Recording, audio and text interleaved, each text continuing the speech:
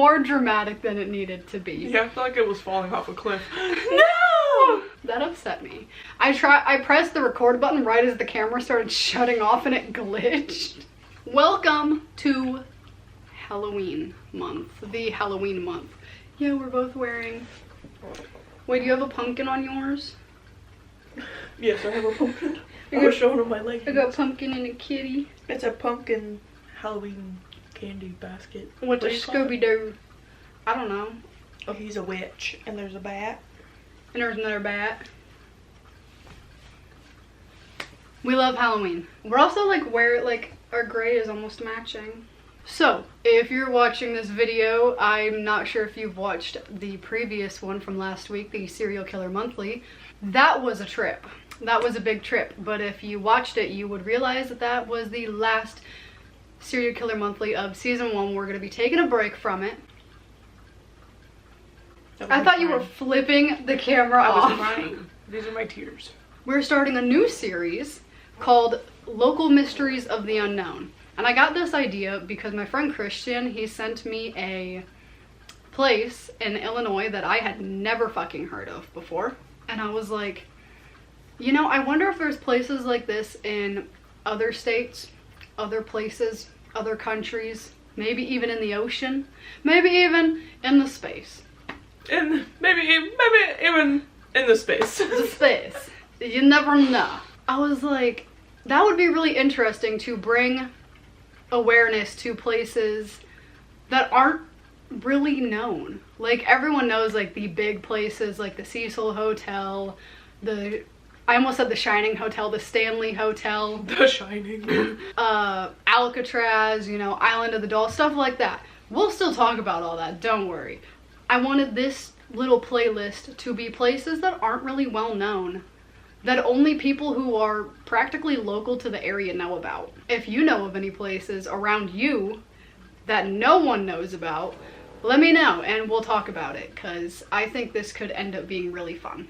So today we're going to be talking about the Tinley Park Mental Health Center, and that's located in Tinley Park, Illinois. It's by Chicago. Isn't it like a suburb of Chicago? Everything north of here is a suburb of Chicago. It's very confusing to me. Yeah, I don't understand it. At this point, Wisconsin might be a suburb of Chicago. There's so much. Too many Chicago. Precisely. Too many. We live in bumfuck Illinois, okay? Let me tell y'all, Illinois is not just Chicago. We live in a cornfield, okay? Yeah, we're down here in the nothing. In the big old nothings. So this is the Tinley Park Mental Health Center. I hope you learned something from this video because this place is kind of freaking whack.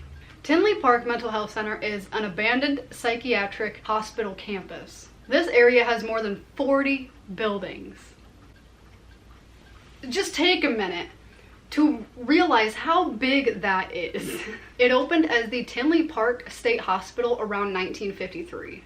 It primarily served people in Chicago's southern suburbs. Included in the campus was the Howe Developmental Center, a housing facility for people with mental disabilities. And the whole place closed in 2012. So kind of recent, honestly, within the last 12 years. In the 1940s, Menteno State Hospital in Kankakee County, Illinois, had around 8,000 patients and was starting to become overcrowded. That's happened. A lot. What are you saying? That's a lot of people. And that was so common back then too. Because they would throw anybody in there. Because they had no clue what labeled as a mental disability. Yeah, like just anybody who had any sort of little mental illness problem, anything like that, they were like... Just for the record, I would end up there if I was back then, and I would probably have been lobotomized. Live, laugh, lobotomy. To make it less crowded, the state began planning the construction of a new facility in Tinley Park. During the 40s, the first buildings were constructed, including the power plant and the water treatment plant located adjacent to the railroad. In 1954, the Tinley Park State Hospital was established with the completion of Willow Hall, a geriatric care facility. They have so much going on here. They're doing everything. After a while, the hospital began accepting mental patients. Patients were transferred to Tinley Park from several state institutions, including Manteno, Elgin, and hospitals in Chicago. I feel like that's just a bad combination. In 2005, after Hurricane Katrina hit, the Tinley Park Center temporarily housed 100 victims of the disaster. That's crazy. We're a long trek from... Yeah, I know, because that mainly hit, like, New Orleans and stuff like that. I bet, like, it wasn't just that hospital, too. I bet it was, like, a bunch in the area. In the 1950s and 1960s, construction ramped up. In 1954, Willow Hall, 1957, Oak Hall, 1958, The Cottages, 1965, Cedar Hall, Mimosa Hall, and Spruce Hall, 1966, Pine Hall. They like trees, I guess. And mimosas. 1967, Maple Hall, which was originally called Hemlock Hall. Is that a tree or a flower? Hell if I know. I'm not a botanist. Also known as Conium maculatum. Is a highly poisonous Thank you, I needed the scientific definition of the word. Is a highly poisonous flowering plant in the carrot family. That's probably why they renamed it, because they named it after something poisonous. 1967, Maple Hall was originally called Hemlock Hall. In 1974, the Howe Developmental Center, which housed more than 300 individuals with cognitive disabilities. In the 2000s, the Howe Developmental Center was under scrutiny. There were reports of inadequate living conditions and numerous recent deaths. From 2005 to 2009, at least 30 patients died under mysterious circumstances. In 2007, an investigation by the federal government found that many of the patients were neglected and suffered attacks from others. Howe's Medicaid certification was then revoked. In August 2009, Governor Pat Quinn announced that the facility was closing and had a goal of moving all the residents out by April of 2010. For one, I'm gonna tell you right now, if you don't live in Illinois, Illinois has had the worst governors in history. Not even joking. Because now we got JB Fat Ass in there. Who was the guy? Rod Blagojevich. Blagojevich. Blagojevich. He was making the license plates in prison. Oh god, he was awful. So was freaking Pat Quinn. I don't even remember him, but he was bad. I don't know what he did. He did bad things. Every Illinois governor is corrupt. You cannot change my mind. JB Jelly Roll up here. He looks like the before on a weight loss journey.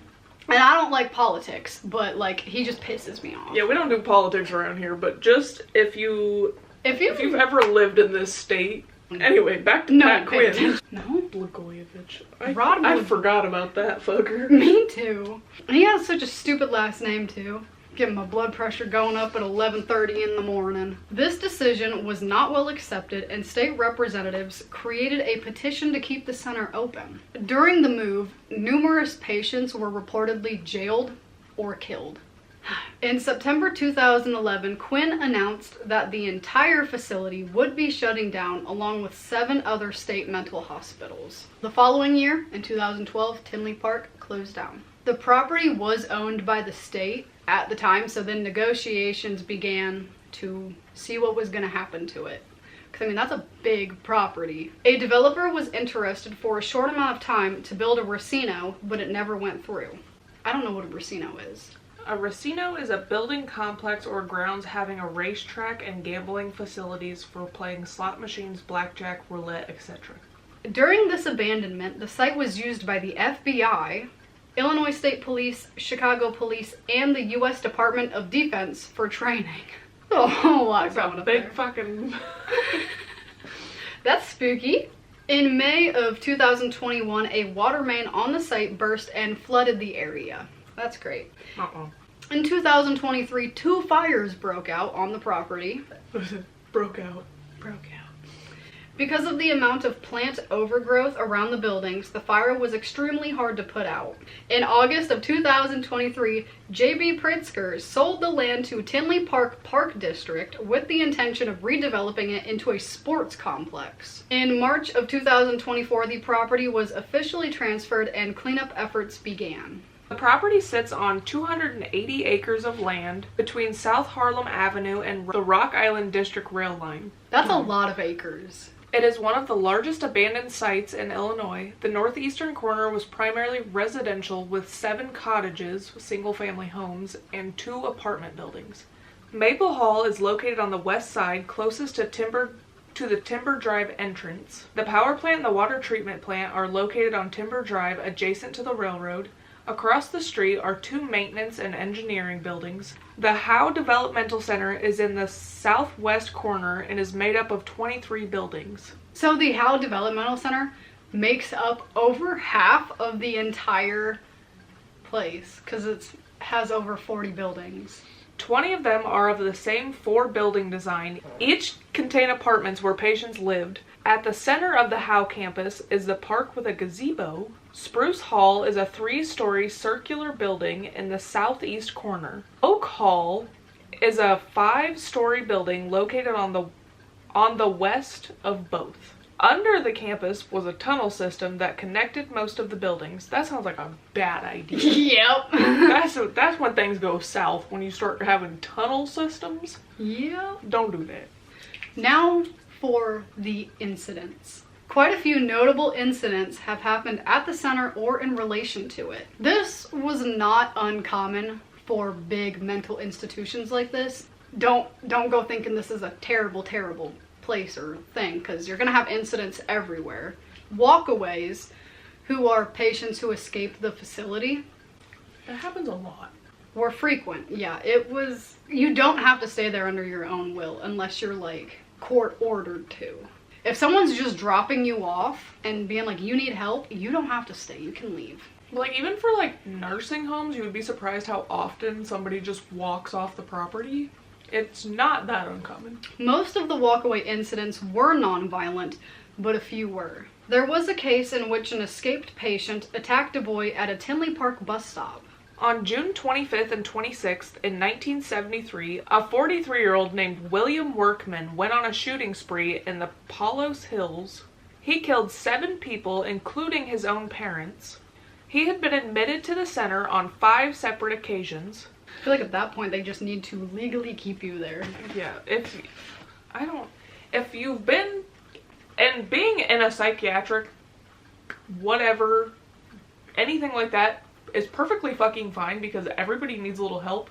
But once you've been admitted multiple times and you keep being sent back for the same reasons, I feel like maybe they should make sure that they're actually giving you the help that you need and not just being like, here's medication, see you later. That's like the problem with it back then, is like they weren't doing what they were supposed to do. They would just like try to give you enough medication to make you a zombie, and then they're like, alright, see you later.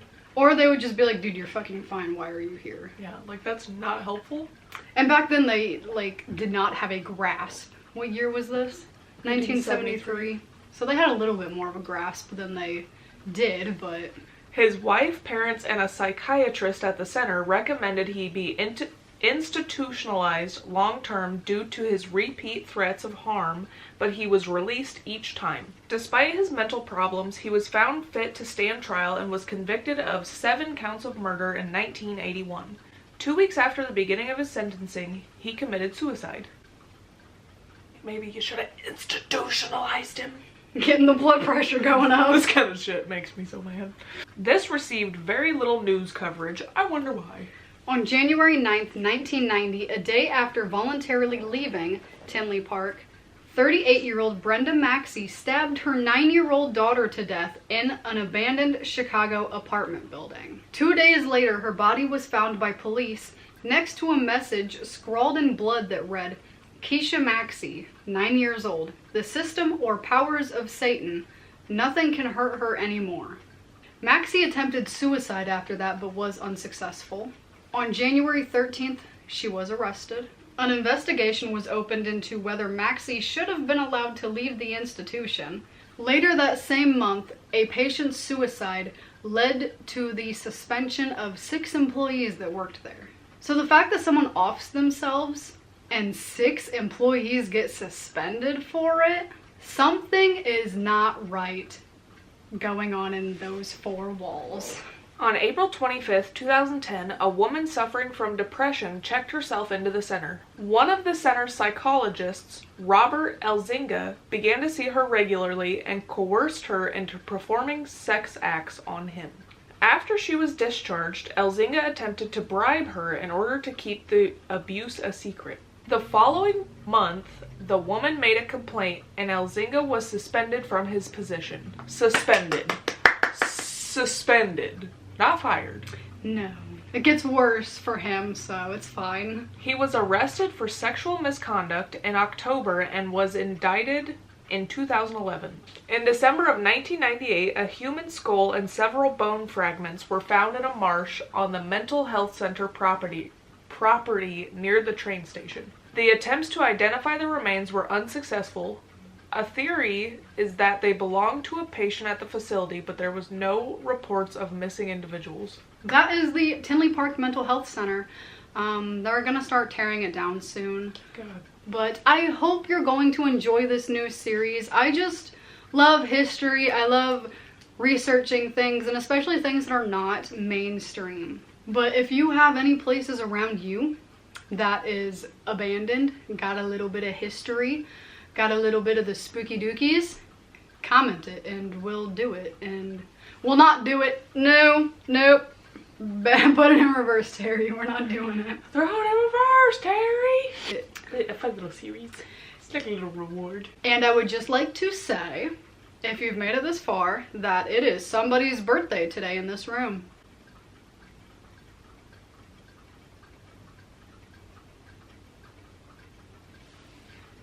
It's my sister's birthday! I had to really think about that. He was like, well, it's not my birthday. It's not your birthday. And Smokey's This is not your birthday? So I just want to say a happy heavenly birthday to my big sissy. She's up there. Can you see her? Can you see her? Probably look demented in the viewfinder. I got this. There she is. Right there. And I have to use dark humor to cope, so if you were like, oh, well, sorry. She likes to turn my lights on and off. And she also is forced to sit here and is probably listening to this video right now, and she's probably Really tired of us because she was already tired of us. Yeah, she's been tired of us. Happy birthday. Happy couple weeks till Halloween, and we will see you for many more spooky moments this month. Goodbye.